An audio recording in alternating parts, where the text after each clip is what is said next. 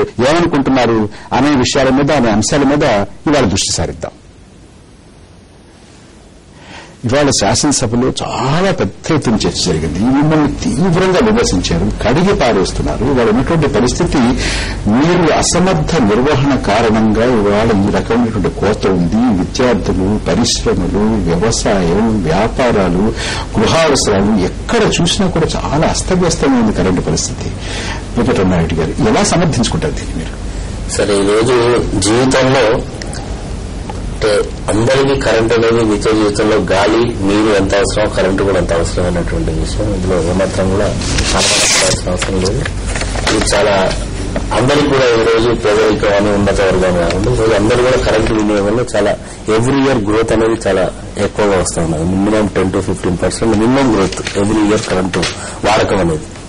ఈ పరిస్థితిలో ప్రభుత్వం 3 ప్రభుత్వాలు ఏపీ జెన్కో ద్వారా కొత్తగా కొన్ని విద్యుత్ కేంద్రాలను దాదాపు 2004లో ప్రభుత్వం వచ్చిన తర్వాత ప్రారంభించడం. ఈ ఎండాకాలం కంటే ముందు అంటే జనవరి ఫిబ్రవరిలోనే కమిషన్ అయి విద్యుత్ తయారు చేసే పరిస్థితి ఉండే. కానీ అనుకోకుండా ఒక 3 నెలల యొక్క సమయం అది కొంత లేట్ కావడం. ఉదాహరణకు నా నియోజకవర్గంలోనే KTPS 500 MW thermal power station కావాల్సిందే. మిగతా 3 ప్రాంతాల్లో కూడా ఇంకొక 500, 1500. అదేవిధంగా కొన్ని ప్రైవేటు ద్వారా ఎవరైతే కొంటా ఉన్నామో వారి దగ్గర కూడా కొన్ని షట్ డౌన్ అవ్వడం ఇవన్నీ కూడా జరిగింది. ఈరోజు ప్రభుత్వం అనుకోకుండా జరిగాయంటారా? అంటే కొంత యాంటిసిపేట్ చేయడంలో కొంత జరిగినట్టుగా మనం అనుకోవాలి. ఎందుకంటే ముందే ఈ యొక్క ఇబ్బందులు వస్తా ఉన్నాయి. అంటే అది కాకుండా ప్రభుత్వం ఈసారి కొంత వర్షాలు తక్కువ ఉన్నాయి కాబట్టి సెకండ్ క్రాప్ కానీ ఇవన్నీ కూడా అనుకోలేదు. కానీ ఈ రోజు ఉండేటువంటి నీటి ప్రతి ఒక్కరిని కూడా 9 గంటలు సరఫరా పెంచుతాము, 9 గంటలు పెంచుతామని అన్నారు. 7 గంటలు 9 గంటలు చేస్తాను. అది చేయకపోగా 7 గంటలు కూడా ఇవ్వలేనటువంటి పరిస్థితి. అంటే మేము 9 గంటలు ఇస్తా ఉన్నాను అంటే అసెంబ్లీలో లాస్ట్ సెషన్ లోనే అంటే 2వ తారీఖు అంటే ఫస్ట్ సెషన్ లోనే కీర్తిశేషు నాగేశ్వర రెడ్డి గారు చెప్పారు. ఇప్పుడుండే పరిస్థితుల్లో మేము 9 hours ఇవ్వలేము. ఈ 9 hours పవర్ లో కొంతకాలం ఇవ్వలేకపోగా మీరు మొట్టమొదటి నుంచి చెప్తున్నటువంటి 7 గంటలు కూడా ఇవ్వలేకపోతున్నారు. 7 గంటల సమయం పక్కన పెట్టండి. అసలు గృహావసరం పరీక్షలు వస్తున్నాయి, పరీక్షలు మొదలైపోయి పిల్లలు చదువుకోలేకపోతున్నారు. ఒకటే సార్, అంటే ఈ యొక్క దాదాపు ఒక 10-15 రోజుల నుంచి కూడా విద్యుత్ వినియోగం దాదాపు 2,15,000 మెగా యూనిట్స్ ఏదో ఉందో అది ఈ రోజు 2,55,000 పెరిగినట్టుగా ఈ రోజు గవర్నమెంట్ అఫీషియల్ గా అనౌన్స్ చేసింది. అంటే ఒకేసారి 40 దాదాపుగా అవసరాలు పెరిగినాయి. అవసరాలు పెరిగినట్టుగా విద్యుత్తులో మరి మనం అంటే జనరల్ గా మన దగ్గర డౌన్ ఫాల్ ఉన్నప్పుడు బయట రాష్ట్రాల నుంచి కానీ ఎక్కడైతే కరెంటు అన్ని దగ్గర నుంచి కొనాల్సి ఉంటుండే కొనే పరిస్థితుల్లో కూడా ఇప్పుడు మార్కెట్ లో కొందామన్నా కానీ కొంచెం రేటు ప్రీమియం రేటు పోతా ఉన్నది. ఇవన్నీ కూడా ఇబ్బందులు ఉన్నాయి. ఇవాళ శాసనసభలో దీని చాలా తీవ్రమైనటువంటి చర్చ జరిగింది. ప్రభుత్వాన్ని చాలా తీవ్రంగా ప్రధాన ప్రతిపక్ష నాయకులు శ్రీ చంద్రబాబు నాయుడు విమర్శించారు. దానికి సమర్థించుకుంటూ ప్రభుత్వాన్ని సమర్థించుకుంటూ పొన్నాల లక్ష్మయ్య గారు కూడా మాట్లాడారు. ఆ రెండింటిని చాలా పవర్ ప్రాజెక్ట్స్ అన్ని ఎప్పుడు అనుకోకుండా ఫెయిల్ అయ్యే పరిస్థితి వస్తుంది, రిపేర్కి వచ్చే పరిస్థితి వస్తుంది, అప్పుడు ఇంకా భయంకరమైన పరిస్థితి వస్తుంది. అందుకని నేను మిమ్మల్ని కోరేది పవర్ ప్రాజెక్ట్స్ అని జనరేషన్ అంతా కూడా మీరు పర్ఫెక్ట్ గా మానిటర్ చేయడం, రోలింగ్ స్టాక్ పెట్టడం. ఇక్కడ ఎమ్మెల్యేస్ అందరూ అందరూ ఆవేదనలు ఉన్నారు. మీరు ఎవరన్నా కాదన్నా అందరూ మాట్లాడాలి. ఎందుకంటే కనీసం అసెంబ్లీలో కూడా మాట్లాడకపోతే ప్రజల దగ్గరికి మన వాళ్ళు పోయే పరిస్థితులు లేదు. ఎందుకంటే వేసిన పంట పూర్తిగా ఎండిపోతుంది, మిషన్లు కాలిపోతున్నాయి, చాలా భయంకరమైన పరిస్థితులు ఉన్నాయి. నేను ఎందుకంటే దృష్ట మినిస్టర్ గారు ఒకటే కోరుతున్నాను, మీరు రోలింగ్ స్టాక్ ఇవ్వండి. ప్రతిరోజు ఇక్కడ ఒక మానిటరింగ్ మేము చేస్తాం. దీనికేదో మనం సిద్ధపడాల్సిన అవసరం లేదు, లేకపోతే బేసిదాల అవసరం లేదు. ఒక ఆఫీసర్ని పెట్టండి, మా వాళ్ళు ఇన్ఫర్మేషన్ డే టు డే ఇస్తాం, మీ వాళ్ళు కూడా ఇస్తారు. ఈ ఇన్ఫర్మేషన్ తెప్పించుకుని ఎక్కడ సమస్యలుంటే ఆ సమస్య పరిష్కారం చేయండి.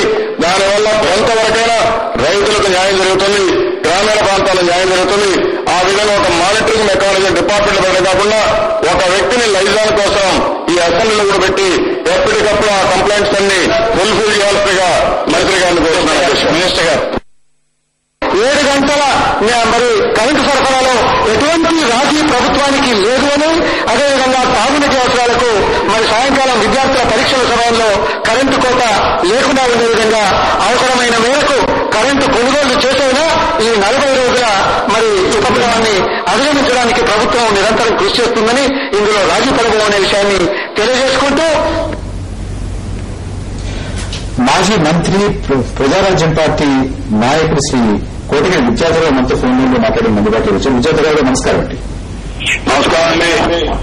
విద్యాధరరావు గారు వారి రాష్ట్రంలో ఉన్నటువంటి పరిస్థితి అందరూ కూడా నిన్న మీ పార్టీ తరఫున కూడా నిన్న మీరు ఏపీ జన్కో దగ్గరికి వెళ్లి అక్కడ నిరసన తెలిపారు. అక్కడ కరెంటు సేవ మీరు లిస్టులో ఎదుర్కొన్నారా? మీరు మీ నాయకులు మీరు అందరూ ఏమంటారు? విద్యుత్ పరిస్థితి మీద అందరూ నిరసన తెలపడానికి నేను జన్కో వెళ్ళారు కదా. అవును. వాళ్ళ రాష్ట్రంలో ఉన్నటువంటి పరిస్థితి ఏంటంటే జన్కోలో కూడా కరెంట్ లేనటువంటి పరిస్థితి. జన్కోలో కూడా లిఫ్ట్ కరెంట్ లేక ఆగిపోయిందనేటువంటి వార్తలు కూడా వచ్చాయి. ఇప్పుడు వాస్తవ పరిస్థితి ఏంటంటే మేనేజ్మెంట్ సరిగ్గా లేక అడ్మినిస్ట్రేషన్ పరిపాలనా లోపం వల్ల జరుగుతున్న లోటే తప్ప ఇవాళ విద్యుత్ కొరత ఉంది కాదు. ఎందుకంటే వారానికి ఒక రోజు పరిశ్రమలు సెలవు చెప్పారు. అదే విధంగా ఇవాళ ముఖ్య పట్టణాలు జిల్లా కేంద్రాల్లో కూడా విద్యుత్ కోత 2 గంటల నుంచి 6 గంటల వరకు కోత విధిస్తున్నారు. గ్రామాలు సరే 6 గంటలని చెప్పి 8 గంటలు కూడా దిక్కు లేకుండా ఉంది. అటువంటి పరిస్థితుల్లో మరో పక్క జనరేషన్ చూసినట్లయితే గ్యాస్ బేస్డ్ యూనిట్స్ 1400 మెగావాట్లు పూర్తిగా ఈనాడు గ్యాస్ సరఫరా అవటం వలన 85% PLF తో ప్లాంట్ లోడ్ ఫ్యాక్టరీతో అవి పనిచేస్తున్నాయి. అయిగా కాక ఇబ్రాహీంపట్నం కూడా ల్యాంకో వాళ్ళకి పూర్తి గ్యాస్ సప్లైతో వాళ్ళు 65% నుంచి 80% వరకు PLF తో వాళ్ళు పనిచేస్తున్నారు. ఆ విధంగా విద్యుత్ సరఫరా జనరేట్ అవుతుంటే ఈనాడు అతి దారుణంగా 9 గంటలు ఇస్తామని చెప్పి పోనీ 7 గంటలు ఇస్తామన్నారు. 9 ఇవ్వలేవని 7 గంటలు 2 స్పెల్స్ కింద ఇస్తామన్నారు. 3 గంటలు 4 గంటలని. ఇవాళ 7 గంటలు కాదు కదా 5 గంటలు 2 స్పెల్స్ లో కూడా ఇవ్వకుండా ఏ నిమిషాలు వస్తే ఎవరికి తెలియని దుస్థితిలో ఉంది ఈ పరిపాలన అసమర్థత వల్ల. దీన్ని రైతాంగం ఇవాళ ఆత్మహత్య చేసుకుంటుంది తప్ప మెట్ట ప్రాంత రైతాంగం మరొక మార్గం లేదు. విజయనగరం గారి ప్రభుత్వ పక్షం నుంచి ఏం చెప్తున్నారంటే ఇది ఊహించినంత ఒక్కసారిగా పెరిగింది. సాధారణంగా మార్చి నెలలో ఉంటుంది, ఏప్రిల్లో ఇంత ఎక్కువగా ఉండేటువంటి అవకాశం లేదు, కొంత తగ్గుతుంది, ఇది కాస్త అదుపులోకి వస్తుంది పరిస్థితి అనేటువంటి మాట ప్రభుత్వం నుంచి చెప్తున్నారు. ఇది ఊహించిన దానికన్నా కూడా బాగా పెరగడం ఒకటి, తర్వాత బయట నుంచి కొందామని ప్రయత్నం చేసినా ఒకటి ఆర్థిక పరిస్థితి బాగోకపోవడం, రెండోది పెద్దగా మన రాష్ట్రం ఎంత ఇబ్బంది పడుతుందో ఇతర రాష్ట్రాలు కూడా అంతే ఇబ్బంది పడుతున్నాయంటారు. ఇది మన రాష్ట్రానికి ప్రత్యేకత ఏం కాదు ఈ ఇబ్బంది పడడం అనేది, మనతో పాటుగా మిగతా రాష్ట్రాలన్నీ కూడా ఇబ్బంది పడుతున్నాయని చెప్తున్నారు. ప్రభాకర్ గారు మీరు అసలు మాట చెప్పారు. ఈనాడు ఆర్థిక ఇబ్బంది వల్ల ఇవాళ ప్రజలను మోసం చేసే విధంగా 1,13,000 కోట్ల రూపాయల బడ్జెట్ పెట్టిన ప్రభుత్వం ఈనాడు మార్చి మొదటి వారంలో రైతులకు విద్యుత్ సరఫరా చేయలేని దుస్థితి ఉందంటే ఆలోచించేయండి. ఈనాడైనా పారిశ్రామిక వారానికి ఒకరోజు పూర్తి కోత విధించు మనం చూసామా అని అడుగుతున్నాను. అదేవిధంగా ముఖ్య పట్టణాలకి అదేవిధంగా ఈనాడు ప్రతి గ్రామంలో కూడా డొమెస్టిక్ గ్రామీణ విద్యుత్ వినియోగానికి విద్యుత్ కోత విధిస్తున్నారు. 2 గంటల నుంచి 6-8 గంటల వరకు. ఈ పరిస్థితుల్లో 7 గంటలు కాదు కదా 5 గంటలు కూడా ఇవ్వని దుస్థితి ఉంది అంటే అది కూడా 2 స్పెల్స్ లో ఇవ్వబోతున్నారు. 5 గంటలు కూడా గంట 7 నిమిషాలు వస్తాయి, 7 నిమిషాలు పోతుందో తెలియదు. అరగంటకోసారి గంటకోసారి కోత విధిస్తున్నారంటే కేవలం ఈ ప్రభుత్వం ఈనాడు మాటల దాడితో ప్రజలు మోసగిస్తుంది. విద్యుత్ కొనుగోలు చేయడానికి డబ్బు లేకపోతే 1,13,000 కోట్ల రూపాయలతో బడ్జెట్ ఏ విధంగా పెట్టారండి. విజయధర గారు మాతో మాట్లాడినందుకు, మా చర్చలో పాల్గొనేందుకు ధన్యవాదాలు. ఇప్పుడు ఒక చిన్న విరామం తీసుకున్న విరామం తర్వాత మన చర్చను కొనసాగిద్దాం.